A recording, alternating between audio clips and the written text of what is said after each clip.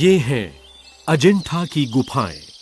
शिल्पकला के ये अद्भुत प्रमाण, पत्थरों से काटे गए ये श्रेष्ठ मंदिर सारे संसार में अद्वितीय, सचमुच एशिया में अग्रगामी प्रयास हैं।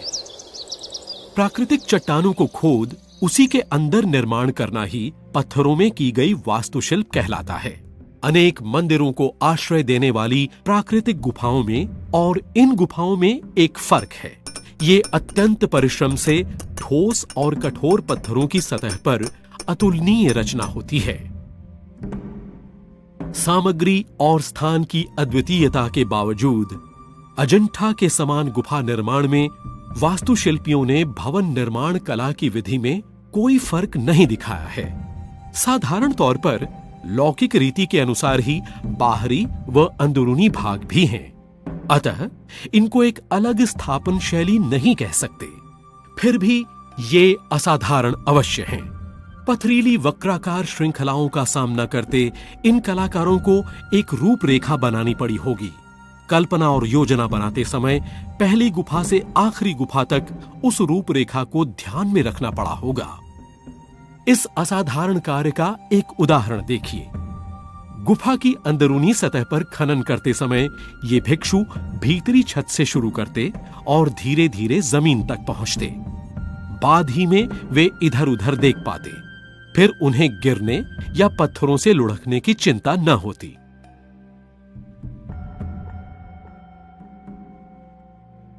गुफाएं स्वाभाविक आकार की होती हैं।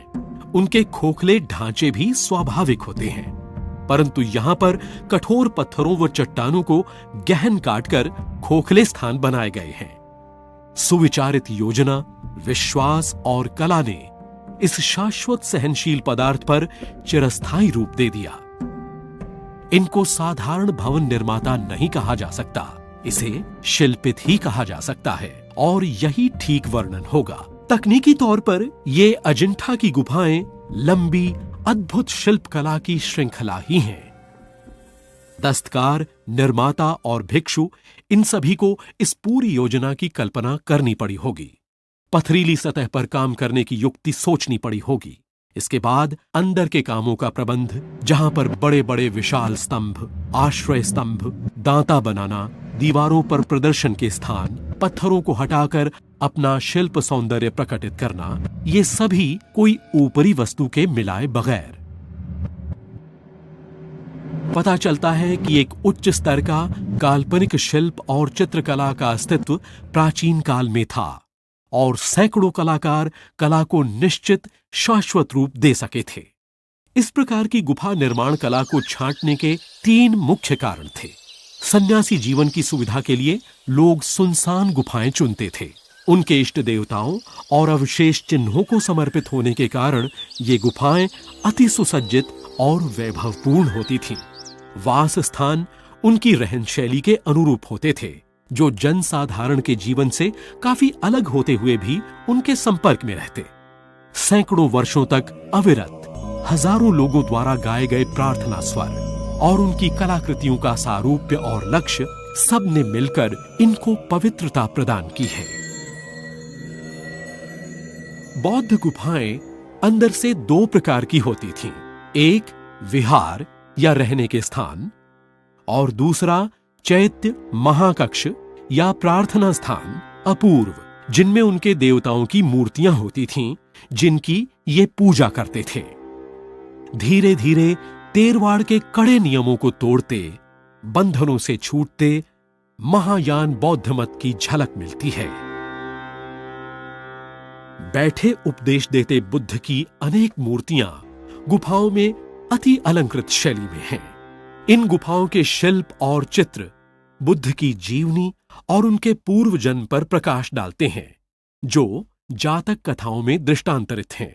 दीवारें भी इस कला के इतिहास पर प्रकाश डालती हैं। दरबार व गलियों के चित्रांकन, गृहस्थ जीवन की झलक, पशु पक्षियों का अध्ययन भी। बौद्ध विहारों के निर्माण की ये रूपरेखा है। अग्रभाग में खंभे, जालीदार खिड़कियां, चतुष्कोण रूपी बड़ा कक्ष, जिसके अंदर घेरेदार बरामदा होता है।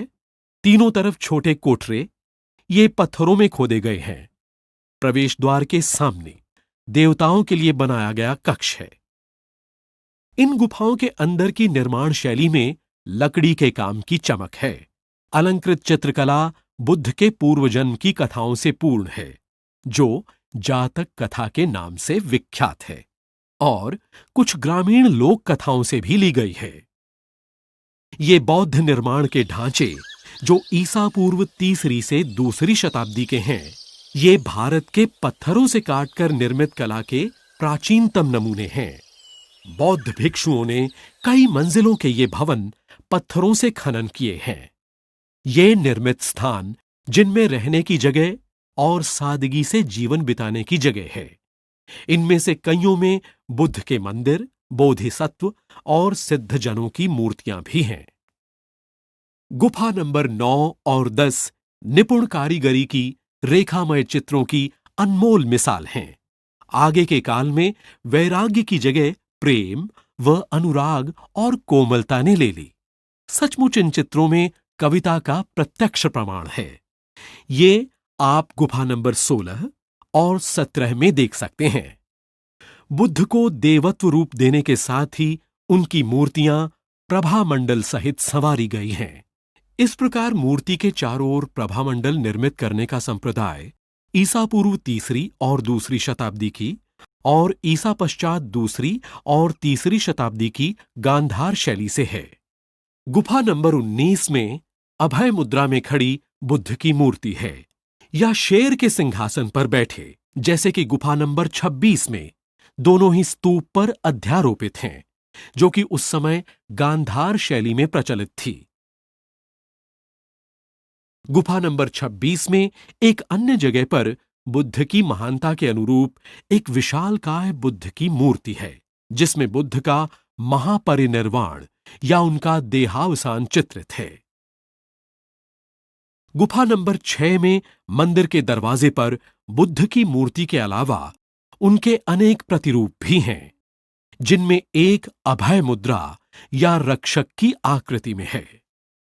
बुद्ध के छोटे चौखटे विविध रूपों में चित्रित हैं, जो एक मुख्य मूर्ति के चारों ओर ढांचे समान निर्मित हैं। समय के साथ गुफाओं के अंदरूनी भाग और विस्तृत होते गए और दीवारों पर चित्र बनाए जाने लगे। अजिंठा के इस अत्युत्तम काल में रचना में गहनता, रेखाबद्ध चित्र, बहुत महीन काम किए हुए वस्त्र, संवारे बालों की शैली, मुख मुद्रा में अतीव भावुकता हमें देखने को मिलती है। सदियों के अभ्यास स्वरूप ये अब आसानी से बनाई गई हैं। गुफा नंबर 16 में नंद की त्याज्य पत्नी एक राजकुमारी की मृत्यु का चित्रांकन, उसका झुका सिर और गिरता बायां हाथ कवि की कल्पना स्वरूप हैं। शिथिल केले के हरे पत्ते इस चित्र के दुख को बढ़ाते हैं। बौद्ध धर्म के आदर्श और उपदेश करुण रस का अत्यंत सुंदर दृष्टांत हैं इस चित्र में। धीरे धीरे कलाकारों ने इस अजंठा की गुफाओं का सृजन अनेक शताब्दियों के लंबे समय के दौरान किया। ये मनमोहक कलाकृति और मनोहर शिल्प शैली समय के साथ साथ काल को सहन करती, शताब्दियों तक गहन अंतराल में छिपी, पुनरुज्जीवित, अब संसार के दूर दूर से आने वाले यात्रियों के मन को तृप्त कर आनंद विभोर करती हैं।